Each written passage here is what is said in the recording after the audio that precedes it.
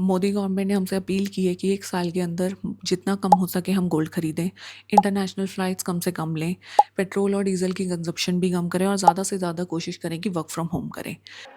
हमें कर्तव्यों को सर्वोपरि रखते हुए कुछ संकल्प लेने होंगे और उन संकल्पों को पूरे समर्पण भाव से पूरा करना होगा।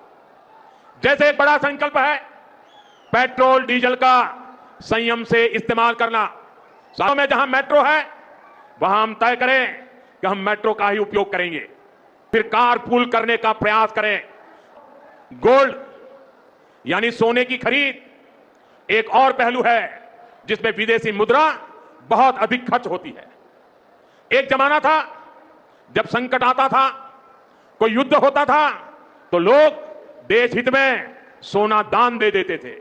आज दान की जरूरत नहीं है, लेकिन देश हित में हमको यह तय करना पड़ेगा कि साल भर तक घर में कोई भी फंक्शन हो, कोई भी कार्यक्रम हो, हम सोने के गहने नहीं खरीदेंगे, सोना नहीं खरीदेंगे। अब इन सब की ट्रेडिंग हम डॉलर्स में करते हैं, जिसका असर पूरा फॉरेक्स रिजर्व पे जाता है हमारे।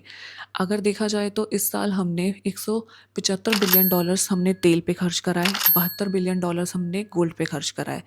अब इकोनॉमी चलाने के लिए हमें ऑयल कंजप्शन करना ही पड़ेगा, उसका इम्पोर्ट हमें करना ही पड़ेगा। और इकोनॉमी रन करने के लिए हम तेल का इम्पोर्ट तो नहीं रोक सकते, हमें फैक्ट्री रन करनी है, हमें बिजली बनानी है, खेती करनी है, लेकिन हम गोल्ड के इम्पोर्ट पे ज़रूर रोक लगा सकते हैं, क्योंकि गोल्ड हमारा इकोनॉमी नहीं बनाता है, गोल्ड हमारी कल्चरल पार्ट है। और मिडल ईस्ट क्राइसिस की वजह से हम ऑलरेडी इसका हाई प्राइस पे कर रहे हैं, जिसका इम्पैक्ट हम पूरा अपने फॉरेक्स रिजर्व पर देख सकते हैं। फैब में हमारा फॉरेक्स रिजर्व 728 बिलियन डॉलर था, जो कि घट के अब 691 बिलियन डॉलर आ गया है।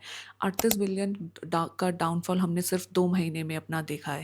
और अगर हमने मोदी गवर्नमेंट का साथ नहीं दिया तो आने वाले समय में हमारा रुपी और ज़्यादा वीक हो जाएगा डॉलर के कंपैरिजन में।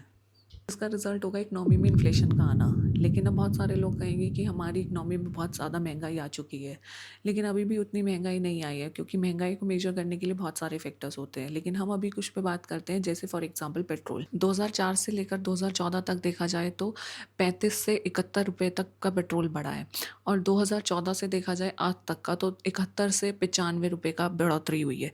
तो अगर 2004 की बात करें तो वो कुल दुगने से भी ज़्यादा की परसेंटेज की बात होती है बढ़ोतरी में। और अगर अब देखा जाए तो अराउंड ये 40% बैठता है।